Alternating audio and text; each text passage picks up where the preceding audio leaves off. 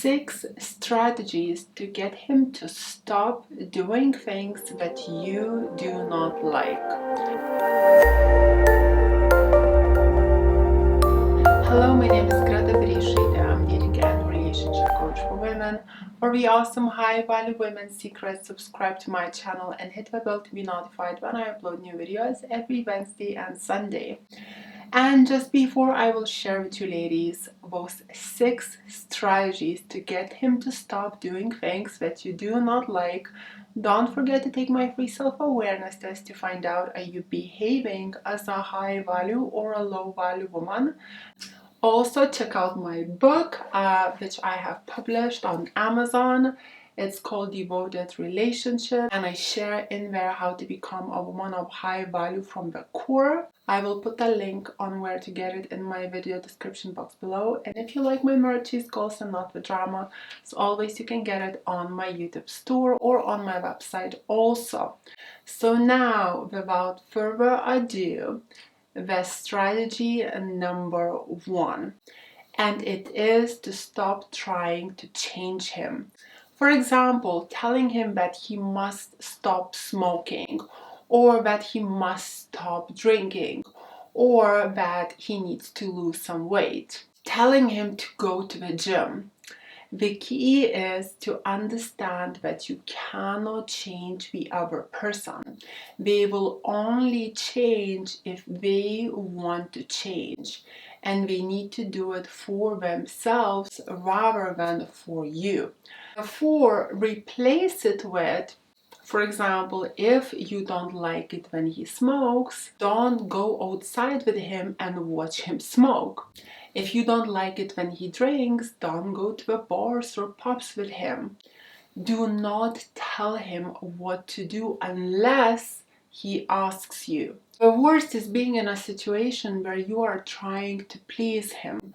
So you don't like doing something with him, but because you are trying to please him, you still do it. Yet, because you didn't like it in the first place and did it because you're trying to please him, now you feel resentment for it, want to nag and complain. For example, you don't like it when he drinks, but you still went to the bar with him. He promised not to drink too much, but he got drunk and now you complain. Therefore, if you don't like it when he drinks, just do not go to the bars with him in the first place. So you're putting a message across: you can go and drink or you can go and smoke, but I'm not gonna be around watching it while you're doing that. Number 2 is point out what you don't like as soon as he did it. But do it in a casual way, not like in a complaining, nagging, controlling way. For example, you can say things such as, I didn't like that, please don't do it again. Or you can say, I'm not comfortable with this, please stop it.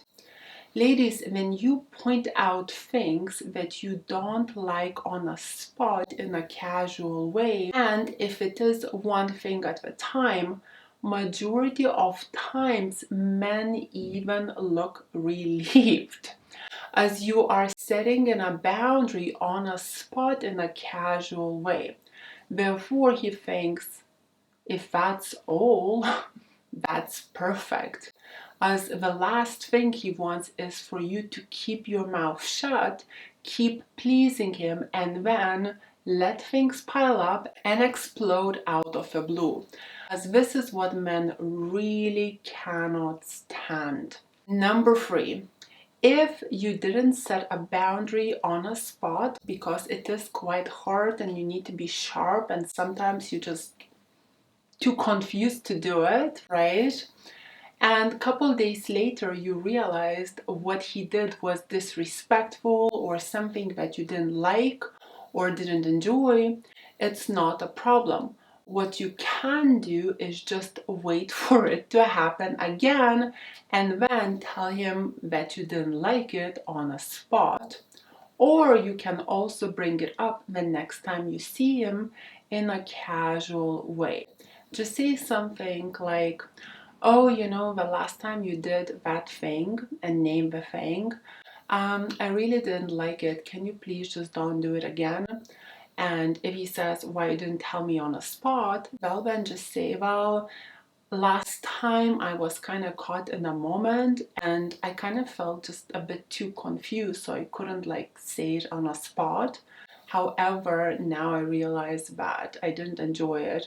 I would really like if you would not behave this way. Number 4 is a boundary setting.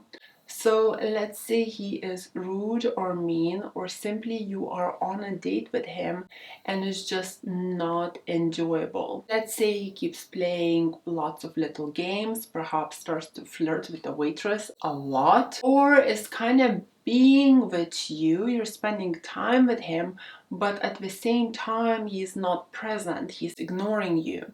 So instead of telling him that you want him to treat you better or complaining about the date, just cut it short and go home. That way, you're not nagging, you're not confronting him, but you are controlling yourself by not being where you are not welcomed and where you really don't enjoy being. The outcome of controlling yourself will be much better, as now you are not nagging or complaining to him. You just leave where you don't feel comfortable to be in. This will also make him realize that if he wants to be with you, he will need to be nicer when you are with him. Number 5. This lady said to me, Greta, I really don't like it when my boyfriend double dips. How do I tell him not to do it? Well, there are a couple ways to handle it. You can just tell him, can you please don't double dip? It's vulgar and rude, and I really don't like it. And if he doesn't listen to it, then you can, as soon as he double dips, you can stop eating from that place, making a point. And if he doesn't pay attention to that, from there on, you just order the food separately. Ladies, the key is when you tell a guy not to do something, sometimes he kind of purposely want to do it. Actually, majority of times I find it.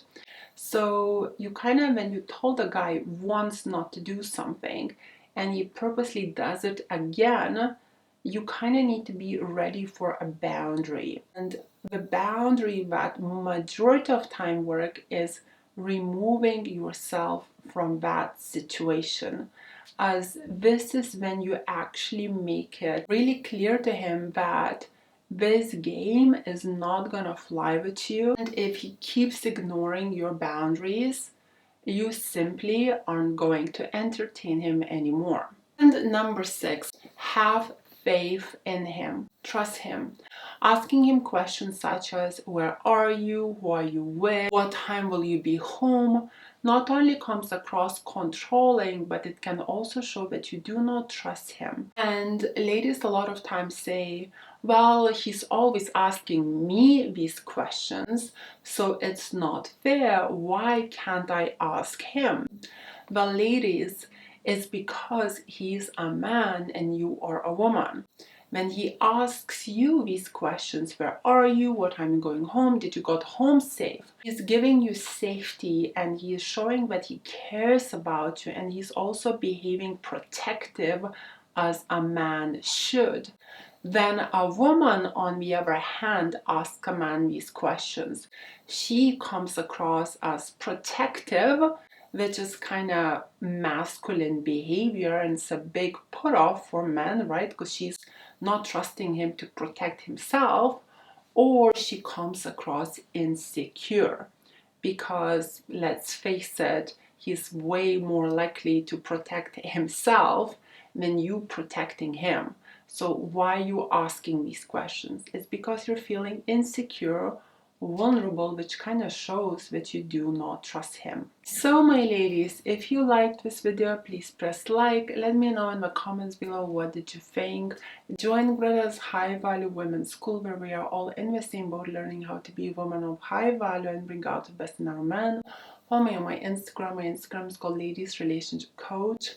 I also have videos for sale, such as how to stay attractive via text, games men play on women to control your emotions, how to set in healthy boundaries. Or if you would like some one-on-one coaching with me or a member of my team, you can book us through my website, which is called gretabereisaite.com, and I will put a link in the video description box below on where you can do it.